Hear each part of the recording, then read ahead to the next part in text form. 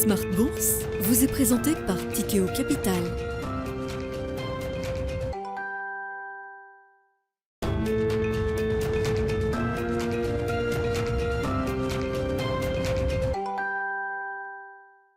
C'est reparti pour Smart Bourse, votre double dose quotidienne de marché en direct sur Bismart. Chaque jour à la mi-journée, 12h30, 13h. Et en fin d'après-midi, la grande édition pendant 1 heure à partir de 17h en direct, rediffusée à 20h sur Bismart TV et à retrouver bien sûr en replay sur bismart.fr et en podcast sur l'ensemble de vos plateformes. Au sommaire de cette édition ce soir, sans surprise, le débrief de la décision de politique monétaire rendue par la Banque Centrale Européenne il y a à peine quelques heures. Plus 75 points de base, partant d'un taux qui avait déjà été ramené à zéro, du taux de dépôt qui avait déjà été ramené à zéro lors de la dernière réunion. C'est la hausse qui était consensuellement attendue par les investisseurs et les marchés. Une décision qui a été unanime au sein du Conseil des gouverneurs et du directoire de la Banque Centrale Européenne, qui montre l'annihilation totale des dernières colombes au sein de la Banque Centrale Européenne, et notamment du chef économiste Philippe Lane, qui a donc endossé l'idée de monter d'un cran en termes de resserrement de la politique monétaire de la Banque Centrale Européenne. Du côté des réactions de marché, on a quelques tensions sur les rendements obligataires, mais on notera que l'écartement entre le 10 ans italien et le 10 ans allemand reste mesuré aujourd'hui. Pas de stress spécifique sur les spreads périphériques, et c'est déjà une forme de succès, on va le dire comme ça, pour la Banque Centrale Européenne, qui a préservé ses équilibres au sein de la zone euro. Du côté de la parité euro-dollar, peu de mouvements également, d'autant que la conférence de presse de Christine Lagarde se déroulait en même temps qu'un discours de Jérôme Powell, qui lui a pu appuyer un petit peu sur le dollar en répétant ce qu'il nous a dit en 8 minutes à Jackson Hole il y a 15 jours. L'objectif, c'est de ramener l'inflation à 2%. C'est notre seul objectif aujourd'hui, et comptez sur nous. Nous ne nous arrêterons pas tant que ce travail n'aura pas été accompli. Voilà en substance le message qu'a rappelé tout à l'heure Jérôme Powell du côté de la Réserve fédérale américaine. Mais pour revenir à l'Europe, au-delà de la politique monétaire, la grande question de la rentrée, c'est le policy mix, l'équilibre entre la politique fiscale, budgétaire, qui accommode massivement aujourd'hui la facture énergétique des ménages et des entreprises en Europe, et cette politique monétaire qui devient moins accommodante. On ne parle pas encore de politique monétaire restrictive, mais de moins en moins accommodante. Où est-ce que ce policy mix peut nous emmener? Nous en parlerons avec nos invités de Planète Marché dans un instant. Et puis, dans le dernier quart d'heure, nous reviendrons sur l'un des gros sujets européens d'actualité, qui fait le lien d'ailleurs avec la politique économique et la politique monétaire. La question de la crise énergétique, avec ces pistes de réforme qui ont été proposées par la Commission européenne hier. Qu'attendre d'une réforme du marché européen de l'énergie, notamment en termes de fixation du prix de l'électricité, et quels impacts cela peut-il avoir sur les acteurs de marché concernés? Quels sont les enseignements qu'un investisseur peut retirer de cette réforme attendue du marché de l'énergie en Europe? Nous en parlerons avec Pierre Chang, gérant chez Tocqueville Finance, qui sera avec nous en plateau à 17h45.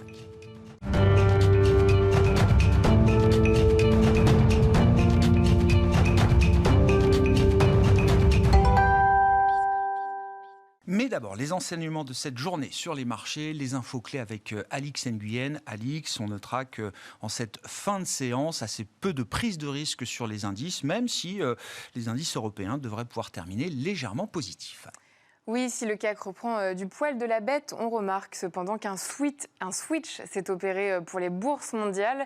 La plupart des indices pourtant stables jusqu'à la publication du communiqué de la BCE se sont enfoncés. Ensuite, sans surprise, la Banque centrale accélère ses hausses de taux et opte pour un relèvement de 75 points de base. C'est du jamais vu en zone euro. La Banque centrale n'a eu d'autre choix face à une inflation dont on ne perçoit aucun signe de ralentissement. Du côté des marchés américains en cours de séance, pas franchement d'optimisme aujourd'hui à signaler.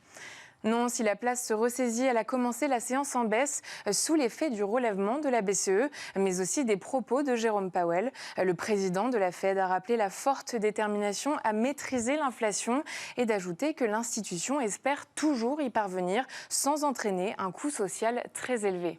Et puis résultat de ces commentaires des banquiers centraux et de la décision de la BCE sur le marché des changes, on notera toujours une tendance au renforcement du dollar face à un ensemble de devises et l'euro donc qui s'affaiblit face au dollar. Oui, l'euro s'affaiblit et le yen et la livre restent proches de leur plus bas en plusieurs décennies. Sur le front du pétrole, les prix remontent après leur chute de plus de 5% hier, tiraillés entre les craintes de récession, leur impact sur la demande et les tensions sur l'offre. Le gaz naturel européen est quant à lui de nouveau en baisse. Et puis on notera du côté des valeurs et même des secteurs en Europe qui mènent aujourd'hui le marché, le secteur bancaire et financier au sens large. Tout à fait. Les hausses de taux décidées et à venir permettent aux entreprises financières, dont les banques, de résister à la tendance. En Europe, Unicredit, Commerzbank et Société Générale montent. Et puis la distribution est en baisse. À Londres, la maison mère de Primark, Associated British Food, dévisse après avoir averti que son bénéfice serait en baisse l'an prochain du fait de l'inflation. Dans le même secteur, B&M, Next et Marks & Spencer sont dans le rouge. Tendance, mon ami, 2 fois par jour, les infos clés de marché avec Alix Nguyen à 12h30 et 17h en direct dans Smart Bourse sur Bismart.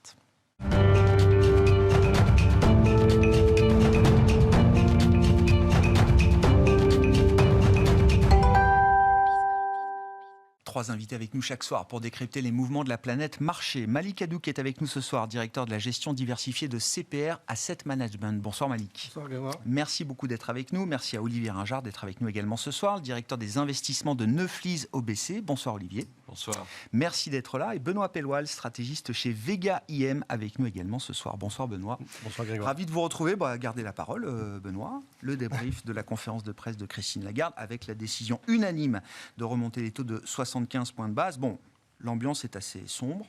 C'est un peu la potion amère sans la petite douceur de fin de repas qui aide à faire digérer. Non mais au moins elle dit les choses. Voilà, j'ai l'impression que ça vient valider une espèce d'évolution assez importante dans le consensus, pas uniquement autour de la BCE. C'est vrai que la BCE fait un peu le même mouvement qui a été fait en juin de la part de la Fed, c'est-à-dire que dans le discours, on ne parle plus maintenant de normalisation politique monétaire, on parle de nécessité de contenir la demande. Donc il y a cette idée où on a basculé un peu dans un nouvel environnement, plus restrictif à venir, où la BCE accepte, comme la Fed, les effets collatéraux négatifs de sa politique monétaire. Et ça, le consensus a beaucoup bougé aussi là-dessus, parce qu'il y a encore quelques mois, le consensus était plutôt dans l'idée que la BCE n'avait d'autre choix que de rester accommodante pour accompagner des mesures budgétaires face à cette inflation problématique. Donc c'est en ce sens-là où il y a un vrai changement, à mon sens, qui est opéré. Et qui s'explique pour plusieurs raisons, parce qu'au final, on a relevé les taux de 75 points de base, ok, c'est historique, mais bon, 75 points de base par rapport à une inflation là où elle est, c'est très loin d'être restrictif. La raison de ce changement, à notre sens, ce qui a précipité ça, c'est déjà la faiblesse de l'euro, qui est effectivement vraiment problématique. En réalité, on est sur des niveaux là qui sont inquiétants, dans la mesure où on rajoute de l'inflation à une situation déjà inflationniste. L'écart de taux avec la Fed est difficilement tenable, donc il faut absolument faire quelque chose. Ça devient un objectif de politique monétaire de façon indirecte. Il y a une pression exogène qui vient de la Réserve fédérale américaine et de la stratégie de la Réserve fédérale américaine face à une situation inflationniste endogène. Exactement. Il y a un écart qui est devenu maintenant trop important et qui risque justement d'emballer la situation et d'emballer le scénario inflationniste. Et puis l'autre raison, à notre sens, c'est ce mécanisme de protection au sein de la zone euro qui devra arriver, qui a pour objectif d'éviter l'écartement des spreads au sein de la zone euro. Donc l'outil anti-fragmentation, l'acronyme c'est TPI dans le monde de la BCE. Et probablement cet outil, et on l'a vu dans les discours, notamment autour de Jackson Hole, les banquiers centraux se sont exprimés, l'entourage de la BCE, sur le fait que cet outil était probablement utile dans la mesure où il allait permettre un resserrement plus important, puisqu'on n'allait pas être automatiquement sous la menace de cet écartement des spreads au sein de la zone euro. Donc, encore une fois, le marché semble douter de l'efficacité de ce futur outil, mais la BCE fonde pas mal d'espoir là-dessus. Et puis il y a le dernier élément qui est à notre sens assez important, et c'est là-dessus où le scénario macro a pas mal changé dans la perception de la BCE, c'est qu'en réalité, le risque de stagflation réelle qu'on voyait d'abord aux États-Unis est en réalité beaucoup plus important en Europe, puisqu'il y a un conflit de politique économique qui est dangereux, qui peut amener une répétition des années 70, où on a une banque centrale qui n'a d'autre choix que de se montrer toujours plus restrictive si on essaye de compenser intégralement par des mesures budgétaires cette inflation et ce coût de l'énergie. C'est une vraie inquiétude. Les notes justement du FMI, beaucoup insistent sur le fait qu'il ne faut pas compenser intégralement justement cette cette prime inflationniste que vont devoir subir les ménages.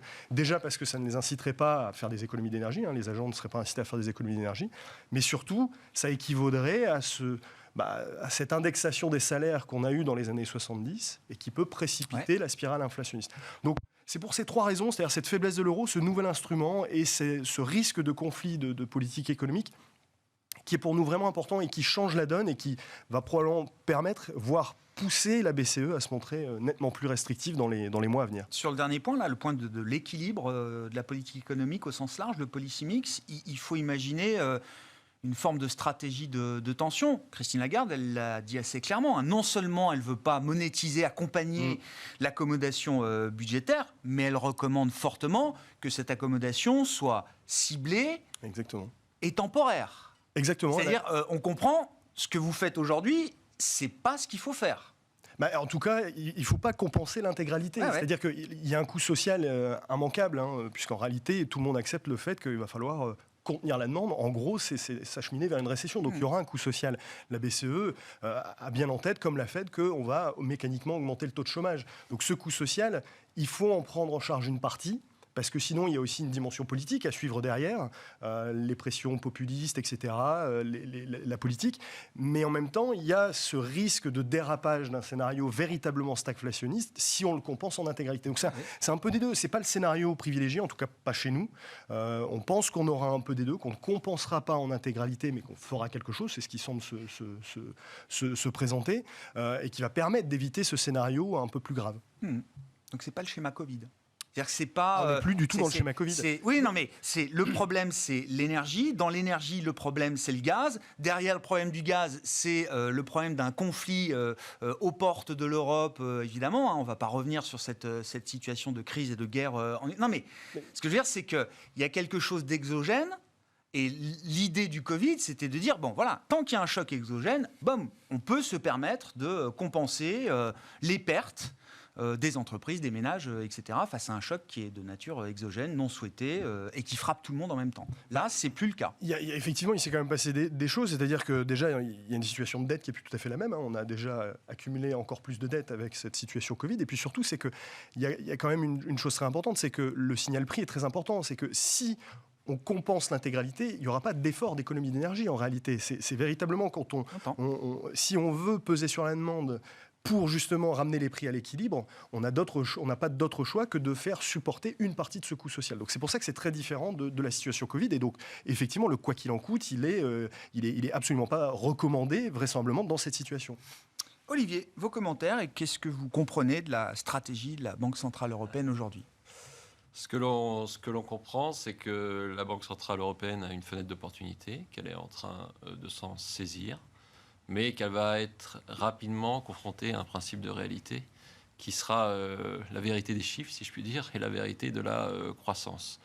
Donc on a des banques centrales, pas uniquement la Banque Centrale Européenne, mais également la Banque Centrale Américaine, qui pour l'instant sont assez à l'aise à durcir leur politique monétaire, parce que la demande reste convenable, et les taux de chômage sont extrêmement faibles. Donc je vais considérer qu'on est dans une phase facile.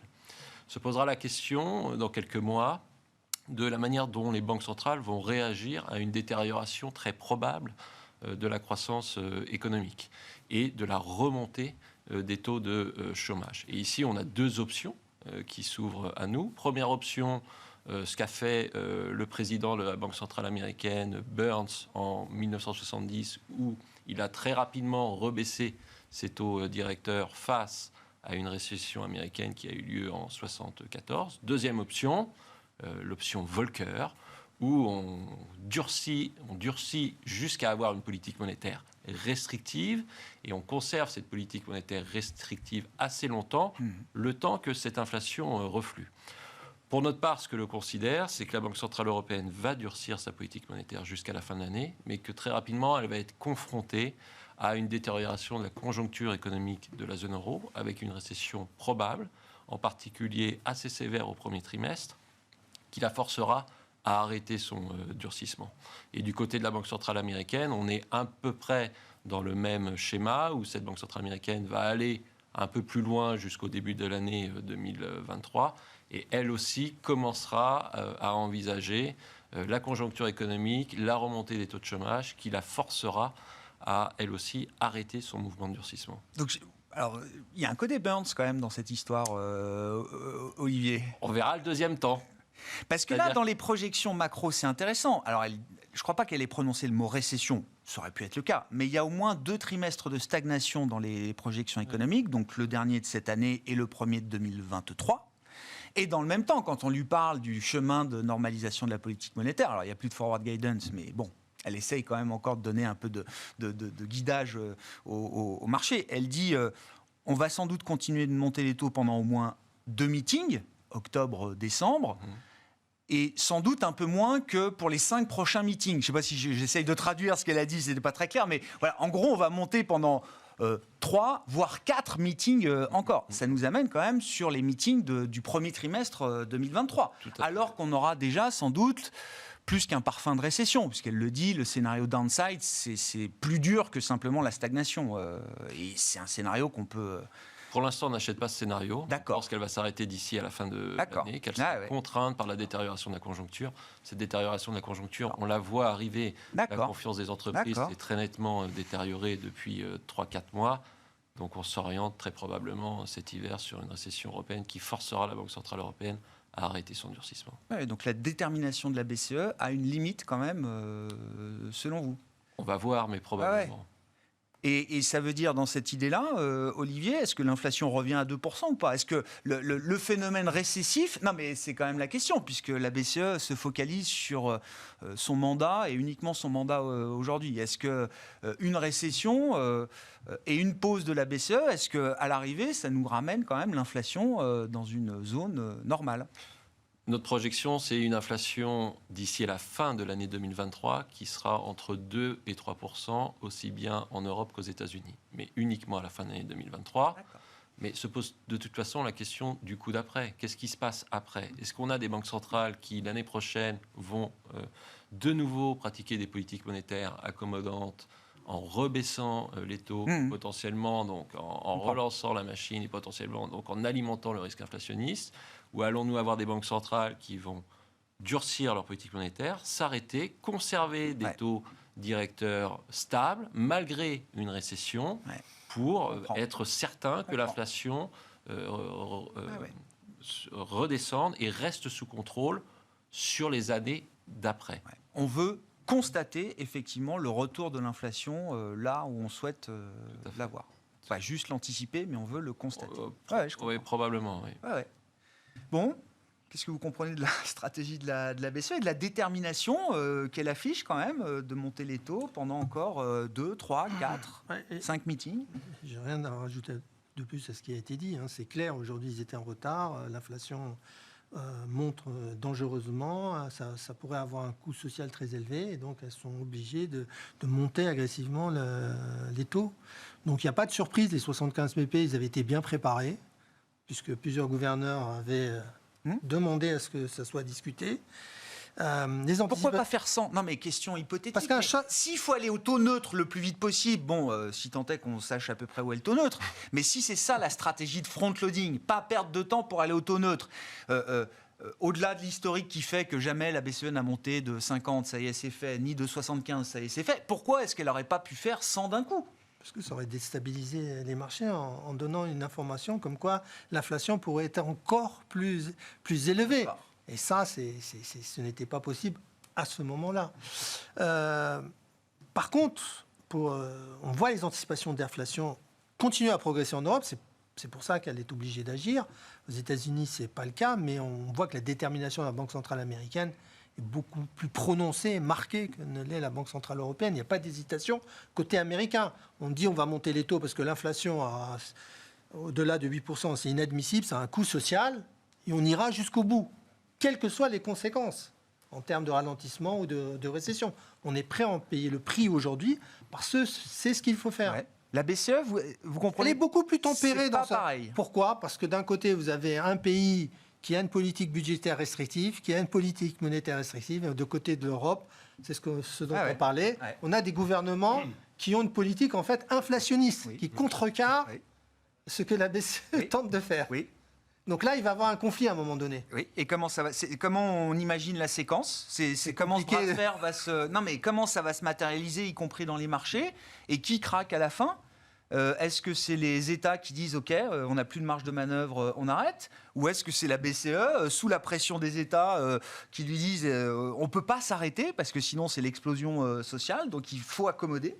Comment ça se termine? Les États vont devoir trouver des solutions pour financer tout cela. Donc il y a des taxes qui vont être imposées sur certaines sociétés profitables éventuellement. Les impôts vont remonter. On ne voit pas d'autre solution aujourd'hui pour réduire cette pression fiscale. C'est parce que si on continue comme ça, les dettes vont continuer à augmenter, comme vous le mentionnez.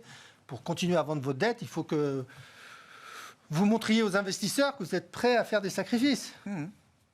Donc ce sera à travers la fiscalité. Oui. Ah ouais. Non, ça me fait penser, Liz Truss, elle s'est fait élire au Royaume-Uni, choisir par les conservateurs sur la stratégie low tax. C'est quand même ce qu'elle a vendu. C'est très populiste, oui, tout à fait. Elle vient de mettre 150 milliards pour la facture énergétique, mais derrière, c'est low tax. Ouais, on verra bien comment évoluera la situation. Mais bon, l'Angleterre, comme les États-Unis, c'est un pays, une banque centrale. L'Europe, malheureusement, c'est un cocktail de pays qui sont à différents niveaux d'endettement, à différents niveaux de croissance économique. C'est la complexité de la construction de la zone européenne. Benoît. Non, mais pour revenir là-dessus, je suis assez en ligne avec le scénario qui était décrit par Olivier, mais que l'étape où ça s'arrête, c'est tout simplement l'ampleur de la récession qui vient. C'est-à-dire que il faut pas, si on regarde dans les chiffres de l'inflation, et on est assez convaincu qu'effectivement aux États-Unis le point haut a été atteint, ça commence à se calmer, etc. En Europe, c'est plus problématique, mais que fondamentalement, en dehors de la problématique du gaz européenne, beaucoup de métriques de l'inflation sont en train de gentiment se calmer. Si on s'achemine vers un scénario de récession déjà aux États-Unis, on a printé déjà 2 trimestres négatifs, l'économie tient encore à peu près bien, mais si on s'achemine vers une récession, en Europe, on a une récession également, on a la Chine, c'est pas super booming.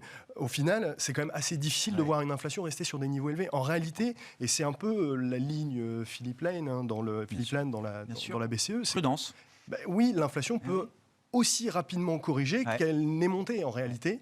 Et de cela, la limite dépendra justement, ça dépendra de l'ampleur de la récession qu'on va être prêt à accepter, notamment en zone euro. Donc je pense que c'est ça la limite. Quant à la stratégie low tax ou pas qu'adopte l'Angleterre, en fait, je pense que c'est une différence de conception. En réalité, c'est qu'en Angleterre, on a plus une volonté de faire confiance au secteur privé. En réalité, son propos, parce qu'en réalité, justement, ça pourrait être justement populiste de dire je vais prendre les profits indus des sociétés pétrolières pour en faire quelque chose.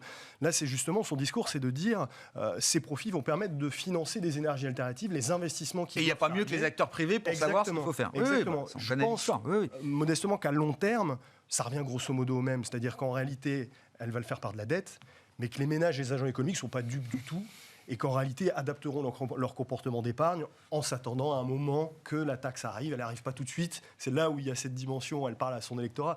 La taxe n'arrive pas tout de suite, mais elle arrivera à un moment ou à un autre où il faudra payer quand même à un moment ou à un autre et ça se répercutera dans les comportements d'épargne. Donc c'est 2 façons de procéder qui auront des conséquences diverses sur le court terme, mais à long terme, je ne suis pas sûr que le résultat soit fondamentalement différent. Comment on caractérise la récession, si c'est un scénario qui devient central pour la zone euro, entre récession modérée et récession sévère. Déjà, est-ce qu'il y a un scénario, est-ce qu'on peut lire, est-ce que le marché a fait un choix quand on regarde les indicateurs de marché aujourd'hui, Benoît ? Pour l'instant, le marché price une récession, je dirais, normale. Et donc les 2 trimestres qui vont bien, c'est ça, avec du 0 moins, quoi. Grosso modo, c'est début des années 90, quoi. C'est grosso modo. Donc pour l'instant, alors qu'il y a quand même un risque, je dirais, ce mot fait toujours peur, mais ce risque systémique, d'ailleurs, on évoquait un Lehman de l'énergie, etc., il existe. Il y a des potentielles faillites importantes, il y a des tensions systémiques. Quand on prend certaines mesures, certaines indications, on voit que le marché n'a toujours pas évacué ce scénario catastrophe, mais très clairement, ce n'est pas celui qui est aujourd'hui valorisé par le marché. Sur les marchés actions, en tout cas, quand on regarde ce qui est valorisé, quand on regarde comment s'est comportée la prime de risque, etc., et qu'on compare ça au scénario de récession historique, on est plus sur un scénario années 90 que sur grande crise financière, bulle TMT ou Covid. Ça, si on matérialise ce scénario, on va plus bas très nettement sur les indices. Là, on a encore moins 25 à faire sur les indices boursiers. C'est pas ce qui semble le plus probable, c'est pas en tout cas ce que valorise le marché aujourd'hui. sur ce qui peut caractériser une récession en zone euro dans les prochains trimestres. Non, mais la profondeur, on le saura qu'après, évidemment, Olivier, mais qu'est-ce qui va déterminer ? C'est l'histoire du gaz, on a fait les maths, est-ce que ça peut passer ? Est-ce que tout dépend de la météo ? C'est une des conclusions à laquelle j'étais arrivé avec un économiste. Au final, quand on fait les maths bout à bout, à la fin de la journée, s'il fait moins 10 cet hiver pendant 3 semaines, c'est pas la même chose que s'il fait 0. Oui, après, il n'y a pas que ça. Ouais. Il y a l'inflation au sens large qui est quand même là. Quand on regarde l'inflation cœur en zone euro, elle est à 4,3%. Donc on a une pression sur le pouvoir d'achat des ménages qui est assez importante. Et donc on va avoir une consommation qui va être sous forte pression via cette pression inflationniste. Et puis on a un petit choc de taux, mine de rien, qui va quand même peser sur la capacité d'investissement. Et on va le sentir à 0,75 là, ou à 1 ou 1,50 demain, ça va se sentir quand même. C'est pas que 0,75, c'est tout le mouvement que l'on a sur la partie longue de la courbe, c'est tout le mouvement que l'on a sur les taux d'emprunt obligataires des entreprises, c'est un peu d'écartement de primes de risque, etc., qui vont peser sans doute sur la consommation et sur l'investissement. Et pour notre part, on est sur une contraction du PIB au premier trimestre de l'année prochaine qui flirtera avec les 1%, donc quelque chose d'assez puissant. Et du côté des États-Unis, on est plutôt sur un scénario de récession modérée. Récession modérée qui n'a pas encore eu lieu, parce que comme vous le savez, il y a un débat sur est-ce qu'on est déjà en récession aux États-Unis. Mais on considère qu'on n'est pas en récession aux États-Unis parce qu'on a toujours une consommation qui est restée en territoire positif au premier semestre. Mais on estime que sur le 4e trimestre de cette année, le premier trimestre de l'année prochaine, la consommation américaine va flancher, là aussi sous le double impact d'un pouvoir d'achat qui est quand même sous pression depuis plusieurs mois et d'un choc de taux qui est somme toute assez considérable. Il suffit de voir ce qui se passe sur le marché de l'immobilier américain. Celui-ci est déjà en récession ouais. Très clairement. Et donc, on s'oriente gentiment, si je puis dire, vers une récession aux États-Unis. Et récession modérée, est-ce que c'est ce qu'on appelle le soft landing non. pour les États-Unis ? Non. Non, le soft landing, c'est quand on atterrit, Ouais. mais qu'on évite la récession. Ouais. On ne voit pas le taux de chômage remonter trop fortement. Ça, Trop fortement. Mais on est dans un scénario, pour notre part, où le taux de chômage va remonter sur la fin de cette année, dès la fin de cette année, et remonter qui va se poursuivre au premier semestre 2023. On peut croire au soft landing américain encore ou pas, Malik ? Moi, j'ai du mal à y croire personnellement parce que le resserrement monétaire, il est tellement puissant. Et puis, on est rentré aussi, on n'en parle pas beaucoup, sur une réduction de la taille du bilan aux États-Unis. Et la récession, on va voir si la récession économique, si elle arrive, est-ce qu'elle va entraîner aussi une récession des bénéfices des entreprises ? Parce qu'aujourd'hui, on n'en parle pas trop. Je suis d'accord avec le fait que le marché, lui, ne valorise pas une récession à l'heure actuelle. Quand vous regardez les spreads de crédit, quand vous regardez les valorisations des marchés actions, on est plutôt confiant sur un ralentissement plutôt qu'une récession marquée. Mais il y a un élément qui va jouer, c'est une étude de la Fed qui est sortie il y a 2 jours, qui montrait que la progression des bénéfices, qui sont à un niveau record aux États-Unis, 30% provenaient au cours des dernières années de la baisse des charges d'intérêt et de la baisse des impôts. C'est 2 phénomènes qui auront du mal à se prolonger dans les années futures. J'entends. Donc il faut s'attendre à une baisse des bénéfices à venir des entreprises et donc du rendement attendu sur les actions. Donc ça, c'est un élément important. Deuxième élément, c'est les marges des entreprises. On en a déjà parlé, qui sont maintenues à des niveaux très élevés. Et les résultats du 3e trimestre donc, vont nous permettre de voir si la politique des entreprises a pu se maintenir, c'est-à-dire le pricing power a pu se maintenir, ce que moi, personnellement, je doute. Je pense qu'on va avoir, les entreprises vont commencer à annoncer des pressions sur les marges à venir. Et ça se finit généralement quand vous ne pouvez plus répercuter la hausse des coûts des matières premières au coût des salaires. Eh ben, vous vous tournez vers une réduction de... Vos employés. Ouais. Oui, c'est ça, de la masse salariale. La masse salariale. Et donc, on devrait avoir progressivement une remontée du chômage aux États-Unis, même si je trouve que l'économie américaine est très, très résiliente. Ah bah oui. Lorsqu'on regarde les derniers chiffres, à part le marché de l'immobilier, effectivement, qui lui est déjà en récession. Et c'est normal, vu la hausse des taux de mortgage qu'on a eu au cours des dernières semaines. Un refroidissement de l'immobilier, c'est pas incompatible avec un soft landing pour l'instant. Oui, tout à fait. Oui. On n'est pas dans la situation de la crise de 2008. On n'a plus le problème des prêts immobiliers aux États-Unis. Oui, mais sur l'histoire des bénéfices, c'est intéressant. Et globalement, le marché n'intègre pas de scénario trop sévère aujourd'hui, que ce soit aux États-Unis. Même si le marché commence maintenant à bien réviser 2023. Donc il y a des révisions à la baisse qui commencent à sortir sur à la fois les États-Unis et l'Europe. Mais bon, la surprise générale, 2022 a continué, lui, à être révisé fortement à la hausse. Donc ce qui attend le marché action, c'est que ce resserrement monétaire, il va finir par impacter, à mon avis, la croissance économique et ce qui va être déterminant en octobre, c'est la publication des résultats des entreprises. Ouais. Sur l'idée du soft landing américain, je ne parle pas de scénario parce que ça reste peut-être une idée, mais qui est partagée par certains encore. Alors, avec tout ce que ça implique, mais le chef économiste de Goldman Sachs, je crois, hier ou avant-hier, dit oui, il y a encore un chemin possible. Le taux de chômage remonte un peu, mais les gens reviennent dans le marché du travail. Il n'y a pas de nouvelle accélération des salaires là, sur le marché du travail américain. Les ISM sont bons, les prix payés retombent, les tensions inflationnistes Covid liées au phénomène d'inertie sont en train de retomber, les voitures d'occasion, enfin tout ce dont on a parlé pendant un an, tout ça c'est quand même en train de retomber à vitesse grand V. C'est juste, mais si on entend par le soft landing le fait d'éviter une récession... Peut-être d'éviter un crash du marché du travail, par exemple. Moi, je pense à Main Street, en fait. C'est ça. Pour l'Américain, le soft landing, c'est de ne pas voir le taux de chômage remonter à 7 ou 8%. En réalité, enfin, on a... Ou 5, ou 6, oui.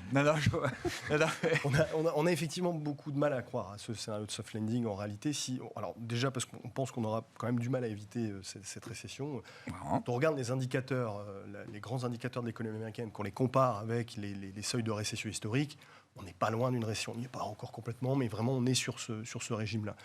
Donc on pense qu'on va avoir du mal à l'éviter, et c'est d'autant plus important d'après nous que quand on regarde encore une fois l'ampleur de ce resserrement monétaire, je suis tout à fait d'accord, on néglige totalement la question de la baisse du bilan de la Fed. Mais allons-y, disons un mot. Donc c'est à partir de ce mois-ci, c'est 95 milliards de baisse du bilan, donc une réduction passive, hein, c'est ça. On ne réinvestit pas jusqu'à 95 milliards par mois, c'est capé. On n'est pas encore vendeur net. On ne l'exclut pas. Et c'est pas, voilà, il y a encore de la marge peut-être pour aller jusque-là. Et pour l'instant, on compte faire ça jusque fin 2024. Donc grosso modo, c'est plus de 2000 milliards de réduction de taille du bilan qui est et pourquoi on n'en parle pas et qu'est-ce qu'il faut en dire? Alors je ne sais pas si le fait de ne pas en parler, c'est inquiétant ou pas. Moi, je pense que c'est inquiétant, c'est un sujet inquiétant en réalité parce que si on regarde encore une fois, il existe un taux qui prend en compte cette taille du bilan, hein, ce shadow Fed Funds Rate. Quand on regarde déjà le chemin qui a été fait depuis novembre, qui est la date à partir de laquelle la Fed simplement achète moins. Ouais. C'est-à-dire pas laisse baisser la taille de tapering. Hein, exactement. Voilà. On a déjà resserré assez significativement en réalité la politique monétaire de l'ordre de 250-300 points de base sur ce taux Fed Funds synthétique. Si on prend en compte 95 milliards par mois, grosso modo, ça rajoute automatiquement un resserrement de 10 points de base en plus du resserrement qu'on va faire sur les taux Fed. Donc en réalité, si on compare encore une fois ce resserrement sous cette mesure-là et les resserrements historiques, c'est peut-être pas Volcker, mais c'est Janet Yellen en 2 ans plutôt que 4 ans et demi. Ça nous semble très ambitieux compte tenu de l'état actuel de l'économie américaine. Et encore une fois, un resserrement monétaire, certes, on a pu faire des soft landing dans l'histoire en évitant stricto sensu la récession. C'est rare. Mais déjà, on n'a jamais évité une petite crise. Donc déjà là, on a des marchés qui baissent significativement. Janet Yellen avait évité la récession, mais ça avait quand même sérieusement secoué 20% de baisse quasiment sur le S&P 500. Donc si on arrive à éviter la récession, je pense qu'on n'évite pas une phase de volatilité assez prononcée et on est déjà dedans. Donc voilà, un soft landing où tout se passe super bien, le scénario rose, déjà historiquement, ça n'arrive quasiment jamais. On cherche, c'est un peu comme le taux neutre, on le cherche, mais on ne le trouve pas vraiment en fait. Donc nous, on y croit assez peu. On pense qu'il y aura malheureusement... On ne peut pas fonder sa stratégie sur ce scénario. Ça me semble un peu optimiste. Et enfin, cette histoire de resserrement monétaire qui inclut donc la partie bilancielle de la stratégie de la Fed, est-ce que mis bout à bout, avec ce que vous décrivez comme perspective pour l'économie américaine, est-ce que c'est le bon moment? Je sais que Powell a tué l'idée du pivot à Jackson Hole, mais... Est-ce que cette idée-là, elle n'est pas quand même légitime? Quand je dis pivot, c'est revenir peut-être à un chemin de hausse de taux qui soit plus 75, mais 50, ce qui est un premier pas peut-être vers une politique un peu moins agressive. Est-ce Si. que c'est le moment ou pas là ? C'est pas encore le moment. C'est pas encore le moment. Mais effectivement, on est assez convaincu que le comportement des banques centrales va être beaucoup plus pragmatique qu'il ne l'a été. On l'a vu, elles se sont retournées très très vite vers un scénario plus restrictif.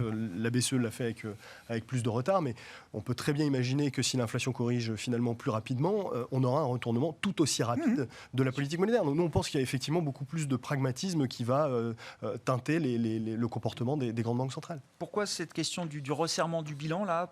Qu'est-ce qu'il faut en comprendre et c'est quoi les impacts de marché en fait ? Très simplement, lorsque vous regardez la progression du S&P au cours des 5 dernières années, il est corrélé à l'évolution de la taille du bilan qui a augmenté. Alors, ce ressort... Si, exclusivement, moi, c'est mon avis, et exclusivement, les bénéfices qui ont suivi, parce qu'il y a eu le Covid, bien sûr. Mais si on met le chart de la croissance du PIB américain, on retrouve aussi une corrélation. Si on met un chart avec la croissance Non, mais des la corrélation la plus... on retrouve une corrélation aussi. La corrélation la plus parfaite, c'est avec l'augmentation Non, mais je l'ai vu, on l'a tous vu, ce graphe. Hein, donc, oui. Donc voilà, un resserrement monétaire aussi fort avec une réduction du bilan, ça ne peut qu'avoir, à notre avis, un impact négatif dans un premier temps sur le marché des actions. Et les 20% de baisse qu'on a vu au premier semestre, ça n'intégrait pas cette affaire-là encore. Non, ça n'intégrait pas ça du tout encore. Et puis la remontée qu'on a eue au cours du mois de juillet, pourquoi la Fed ne va pas s'arrêter en si bon chemin malgré, c'est qu'on a eu une détente des conditions financières au cours de l'été. C'est pas ce que la Fed souhaitait voir. Ça s'est un peu resserré à nouveau quand même.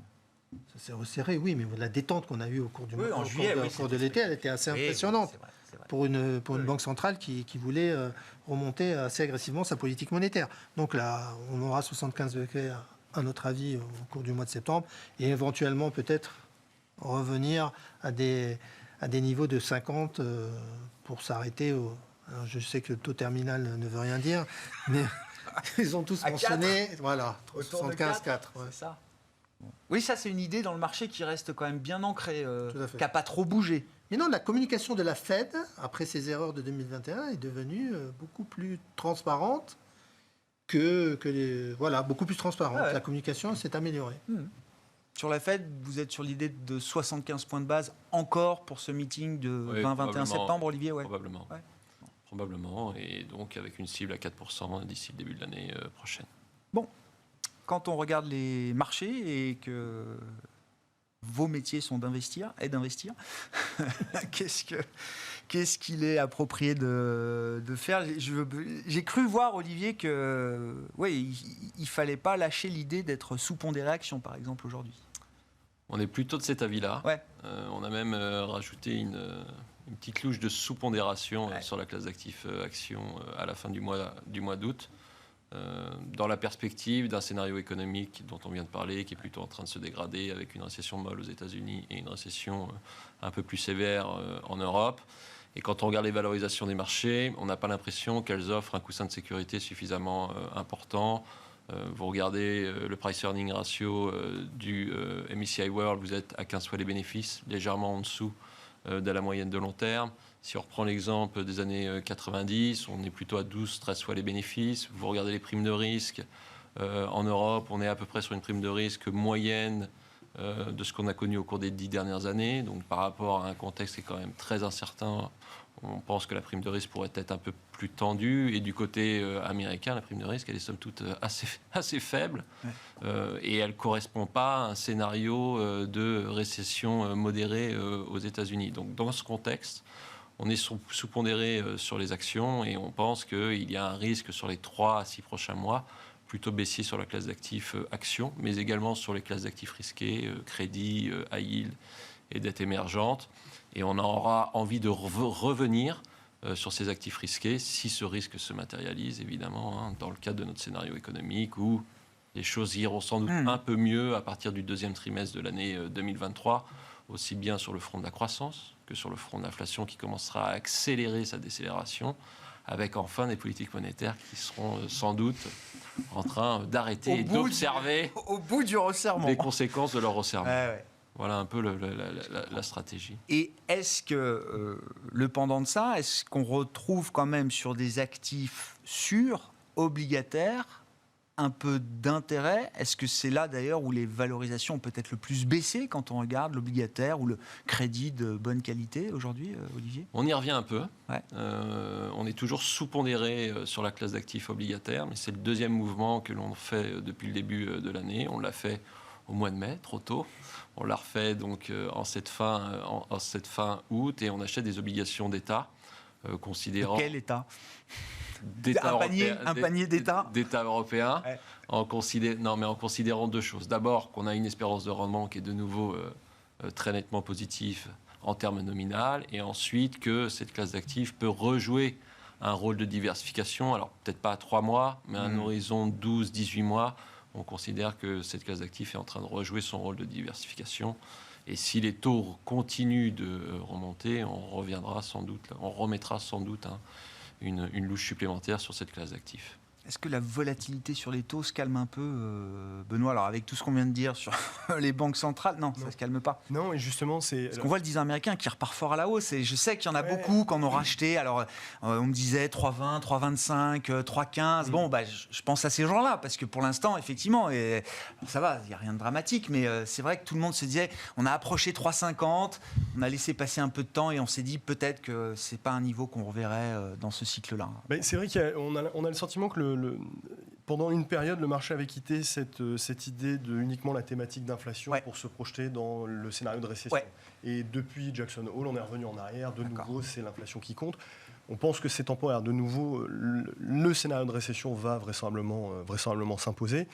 Ça implique quoi ? Ça implique quelque chose de fondamentalement super important, parce que même si c'est pas super optimiste comme horizon d'investissement, c'est déjà la sortie de cette logique nocive de corrélation taux-equity où tout baisse en même temps et que les portefeuilles diversifiés, la partie obligataire ne joue pas son rôle d'amortisseur qu'elle devrait jouer. Donc ça, c'est déjà une nouvelle qui est fondamentalement pour nous plutôt positive, même si on s'achemine vers un scénario de récession qui n'est pas extrêmement sexy d'un point de vue investisseur. Donc je rejoins assez le positionnement, on est encore plutôt prudent dans nos allocations. On pense qu'à un moment, effectivement, les taux aux US notamment vont plafonner et que ce sera justement l'occasion de regarder un peu plus près, effectivement, la dette, le souverain, etc. Sur l'equity, on est toujours avec un biais qui va être nettement plus qualité, visibilité, ce qui a souffert justement sur la fin de partie de l'été, en raison du retour de ce scénario uniquement inflation comme horizon de temps, mais je pense qu'au final, ça va aller mieux pour ces valeurs-là parce que, comme c'était évoqué, les bénéfices vont être révisés en baisse. On n'est pas en ligne avec un scénario de récession quand on regarde les bénéfices attendus dans le consensus. Il va y avoir ces révisions et très souvent, certes, le marché ne valorise pas un scénario de récession dur, un scénario de récession normal, comme on l'évoquait, mais c'est très rare que le marché s'arrête là. Généralement, on va tester. Et nous, ce qui nous inquiète, c'est justement quand on regarde justement la volatilité sur les taux, quand on regarde les spreads interbancaires, on essaie de construire une espèce d'indicateur du risque un peu systémique. On ne peut pas écarter toujours ce risque-là. On est toujours sur des niveaux qui sont assez élevés, qui laissent à penser que quelque chose peut mal se passer avec la réduction de la taille du bilan, avec le gaz en Europe, qui ne peut pas exclure que le marché aille tester un scénario un peu plus noir, même si on pense que le scénario central reste celui qui est peu ou prou, là, déjà à peu près valorisé. Donc oui, on reste assez prudent dans nos allocations, c'est encore un peu tôt, mais on se tient à l'affût d'ici la fin de l'année. Ouais. Je ne sais pas, vous avez regardé un peu les questions de liquidité des acteurs énergétiques en Europe, là. Enfin, il faut visiblement les abreuver de liquidité parce que c'est des acteurs qui se couvrent sur les marchés futurs, qui aujourd'hui font face à des appels de marge. Alors j'ai vu des chiffres délirants. On retrouve exactement la même mécanique qu'on avait pendant la grande crise financière. Alors chaque fois que je vois Moment Lehman, je me dis, bon, tant mieux... puisque tout le monde a les yeux dessus, c'est que ça n'arrivera pas. Mais d'ailleurs, la première mesure avancée... Je ne sais pas si c'est un espoir très solide. Non, c'est ça, mais la première mesure qui a avancé justement dans le plan européen, c'est étendre les possibilités de collatéraux pris en compte, faire des lignes de liquidité, etc. Parce qu'on a bien conscience que ce risque-là fait matérialiser un risque systémique qui fait tout déraper. Et c'est ce qui fait la différence entre une récession, je dirais, normale, et une récession comme la plupart des récessions qu'on a vécues ces dernières décennies. Donc oui, c'est ça qui est quand même rassurant. Les autorités ont conscience de l'importance de gérer ce risque-là en priorité. Bon, sur la logique d'investissement aujourd'hui, Malik ? Non, on est d'accord sur la prudence à court terme. On attend des résultats du troisième trimestre. Mais nous, on revient vraiment maintenant sur le 10 ans US. On a atteint la cible que j'avais mentionnée au 3,30. Donc on réinvestit sur le 10 ans US. Sans couvrir du change ? Non, sans couvrir du change. Et c'est vrai que l'inquiétude aujourd'hui, c'est la volatilité obligataire, qui qui ne se tarit pas, qui est très très élevé, Ouais. qui ne nous permet pas aujourd'hui de revenir sur le crédit malgré des rendements attractifs. Et d'un autre côté, on a un marché action où la volatilité, notamment sur volatilité courte, est très calme. Donc il n'y a pas de signe d'inquiétude encore sur le marché des actions. On ne sent pas de capitulation, hein. Lorsqu'on regarde les flux aux États-Unis, les flux sont encore rentrants sur les fonds Comment vous mutuels l'expliquez? actions. C'est que le Je sais pas, les retail est toujours aussi bien positionné pour... il a confiance dans la solidité de l'économie américaine. Enfin, c'est le retail qui fait le marché action Oui, américain depuis aujourd'hui quelques mois, oui. Marginalement, c'est le retail? Ah non, c'est pas marginalement. Non, mais C'est très puissant, le retail américain. Ouais. Attention, hein. Ouais. Depuis le début de l'année 2022, oui, c'est lui qui est à chaque fois revenu assez massivement. Les institutions ne sont pas je présents comprends. Ouais. sur le... D'accord. Et puis les flux qu'on a vus récemment, c'est aussi sur le marché du crédit, parce qu'il y a beaucoup de fonds datés qui commencent à se lancer, et que les rendements deviennent attractifs. Il y a longtemps qu'on n'avait pas vu. Il y a un soutien, effectivement, il y a de l'argent à investir quand même de Voilà. ce point de vue-là. Merci beaucoup, messieurs. Merci d'avoir été avec nous pour Planète Marché ce soir. Benoît Pelloual, Vega IM, Malik Hadouk, CPR Asset Management et Olivier Ringard, Neuflis OBC.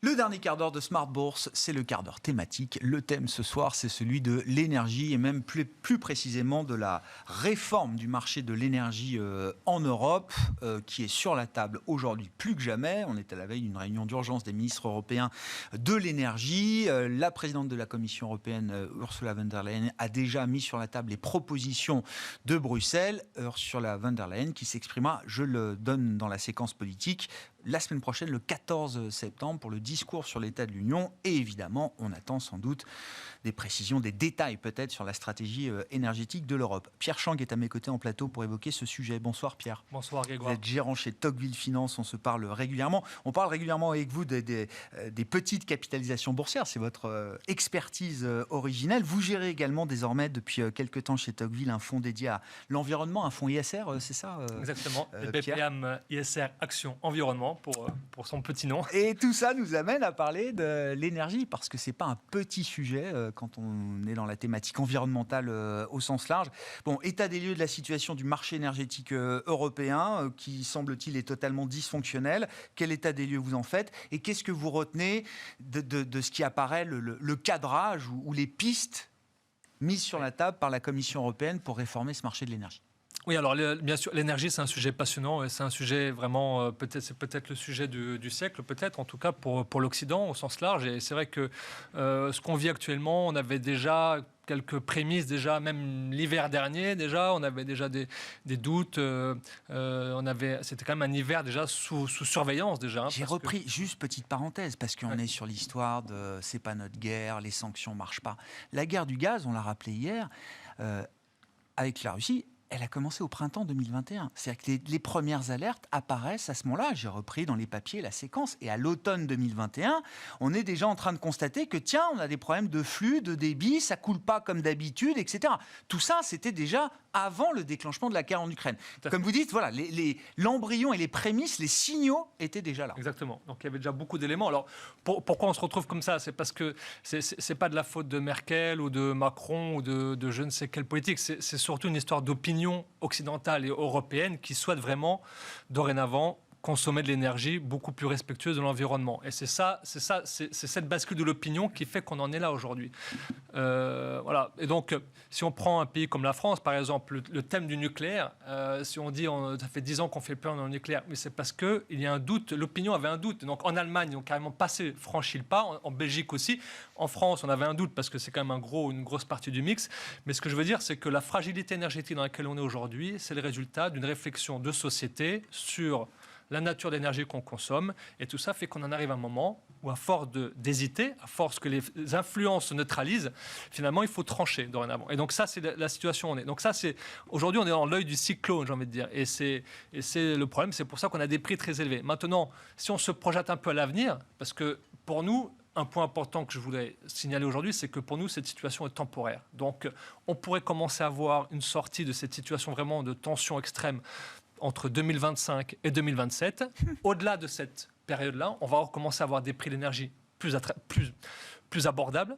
Et ensuite, si on se projette encore à plus long terme, 2035, 2040, voire 2045, on devrait, au fur et à mesure que le mix de renouvelables prend de plus en plus de place dans le mix européen, on devrait retrouver des prix d'énergie très abordables. Ouais. Et c'est un enjeu environnemental, comme le souhaite l'opinion, mais dans la tête des politiques, il y a non seulement l'environnement, mais il y a également l'enjeu de la souveraineté, de l'indépendance énergétique. Et ça, pour un continent comme l'Europe, c'est absolument majeur. Et si on se projette effectivement 2040-2045, on peut imaginer une Europe largement, majoritairement indépendante énergétiquement, avec un prix d'énergie qui est accessible, je dirais, entre 40 et 60 euros du mégawattheure. C'est tout à fait envisageable avec le solaire, le nucléaire et l'éolien, quoi. Ouais. Mais ça montre, c'est intéressant cette timeline, ça montre quand même l'horizon de temps qu'il faut avoir en tête quand on parle de modifier les infrastructures, de modifier les sources de production énergétique. C'est 10, 15, 20 ans l'horizon de temps. Donc ça va prendre du temps. Et là aujourd'hui, on est dans l'œil du cyclone et c'est pour ça qu'il faut gérer cette période. Ouais, et donc c'est là où on en vient avec les quelques... Ursula, qu'est-ce qu'elle nous propose pour gérer l'intervalle? Et puis je veux bien qu'on se projette au-delà parce que dans une logique d'investissement de long terme, moi ça m'intéresse effectivement de voir vous, en tant qu'investisseur, comment vous regardez ces différents horizons. Mais si on est sur le moment critique, là. Alors, sur le moment critique, qu'est-ce qui se passe? En fait, la grosse crainte, c'est que quand vous avez des prix de l'énergie, donc je ne veux pas forcément revenir sur le système qui est... Il a été expliqué. Mais en fait, c'est sur le prix marginal. Pourquoi c'est sur le prix marginal? C'est parce que quand il n'y a plus d'énergie, il faut que le producteur marginal, il faut qu'il soit incité à participer à la production. Si on lui met un prix où il n'est pas rentable, il ne va pas ouvrir. Et donc, on va démarrer sa centrale. Donc, il faut qu'il ait une raison de le faire. Donc, si on plafonne trop les prix, en fait, les producteurs ne veulent plus produire. Donc, c'est pour ça que... Et c'est ça le sujet. Ensuite, il faut proposer le même prix à tout le monde, que ce soit les producteurs à partir de gaz, d'éolien, de solaire, pour que tout le monde soit incité à participer à la production. Donc c'est pour ça que ce système est difficilement réformable, en tout cas pas en un claquement de doigts, parce que les entrepreneurs, c'est un peu comme l'eau, vous voyez, ça se diffuse partout et parfois on fait quelque chose et ça a des conséquences qu'on n'avait pas du tout anticipées parce que l'entrepreneuriat privé, lui, va toujours trouver la faille. Un chemin, va toujours trouver un chemin. Donc, et c'est ça qui est difficile. Donc cette réforme ne peut pas être quelque chose d'envergure structurelle comme ça pour le mois de novembre. En tout cas, ça paraît très peu probable. Ensuite, la question, c'est, et nous, la question qu'on se pose en tant que gérant pour les portefeuilles, pour nos souscripteurs, pour nos clients, qu'est-ce qu'il y a de mieux à faire? C'est vrai que le problème, c'est si on met un prix plafond, c'est là où ça peut poser problème parce qu'il ne faut pas le mettre trop bas, sinon on va dissuader les investisseurs d'aller dans le secteur et donc on va finalement être contre-productif parce qu'on va impacter la production qui va être moins forte. Donc il faut fixer un prix élevé. Et c'est là qu'on en vient à ce que les fuites que les journalistes du FT ont révélé d'un niveau de 200 euros du mégawattheure. Ce qu'il faut savoir... Pour l'électricité non produite à partir de gaz. Exactement. On veut quand même que le gaz reste à part dans cette affaire. Voilà, donc c'est ce 200 euros, si vous voulez. Aujourd'hui, les analystes qui analysent les boîtes, c'était plutôt, dans leur modèle, ils mettent 100 euros du mégawattheure. Donc là, on a mis une limite quand même très supérieure, je veux dire, à l'esprit des analystes et des observateurs. Donc on est à 200. Donc là, on peut clairement stimuler les investisseurs. Voilà. Ensuite, ce qui va se passer, c'est que pour les consommateurs, on ne va pas avoir 200. On aura toujours... Aujourd'hui, les prix sont à plus de 500 euros du mégawattheure sur le marché de gros en Europe. Et donc, on va toujours payer des prix très élevés. Par contre, la société qui produit l'énergie, l'électricité, elle va vendre à 500 et tout ce qu'il y a jusqu'à 200, elle va le rendre à l'État. Ce sera compensé. Voilà. Oui. Donc ça, en tout cas pour le marché, pour le secteur, c'est une très bonne nouvelle que ce seuil soit mis à 200. Ça, c'est très intéressant. Ensuite, chaque État va pouvoir redistribuer cette manne. Donc les gouvernements de chaque État redistribuent cette manne comme le souhaitent, entre les ménages, les industries, les PME, les grandes sociétés, les riches, les pauvres. Chaque État fera... C'est des choix politiques.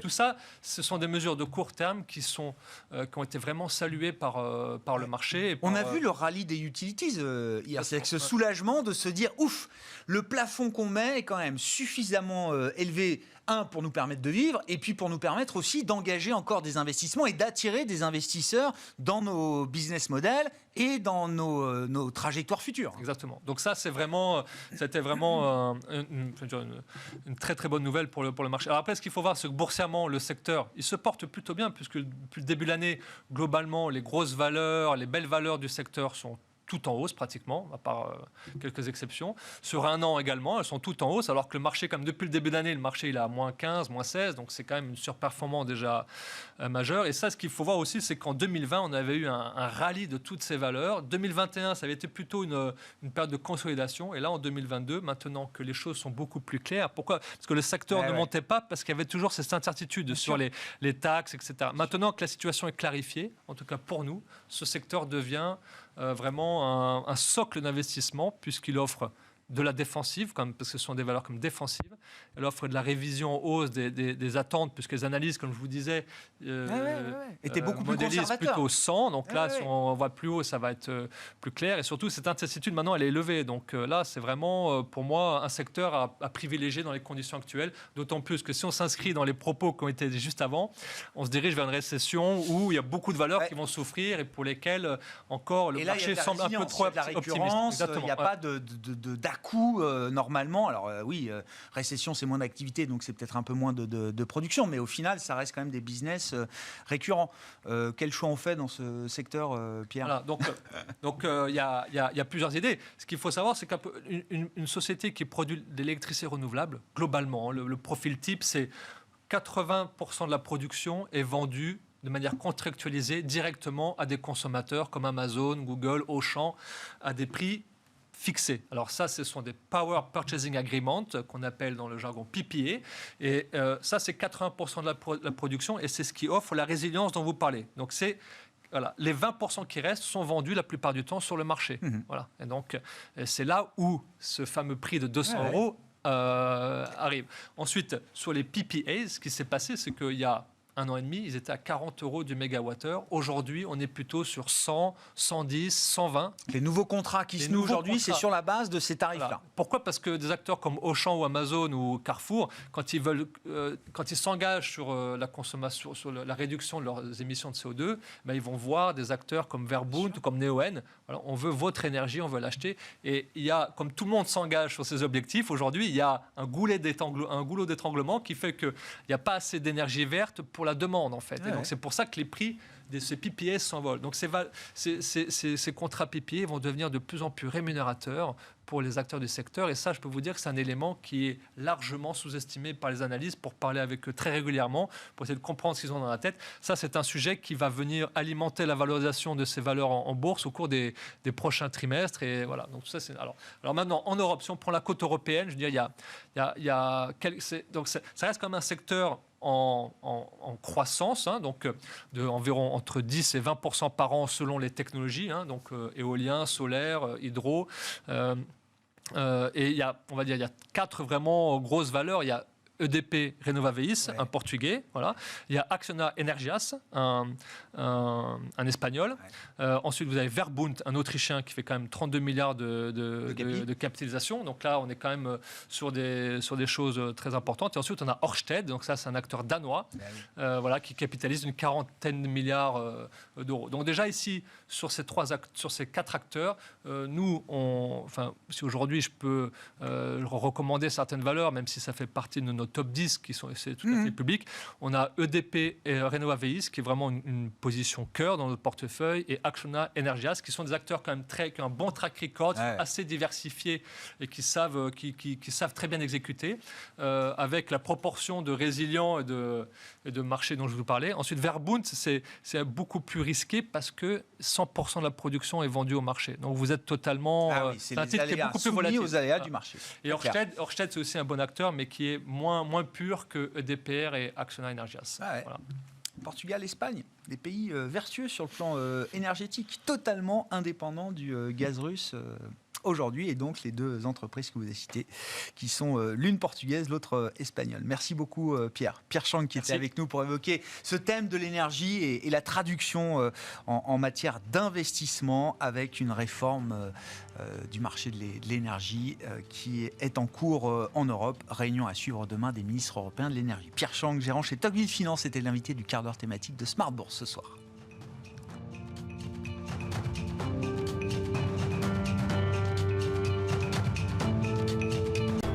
Smart Bourse vous a été présenté par Tikeo Capital.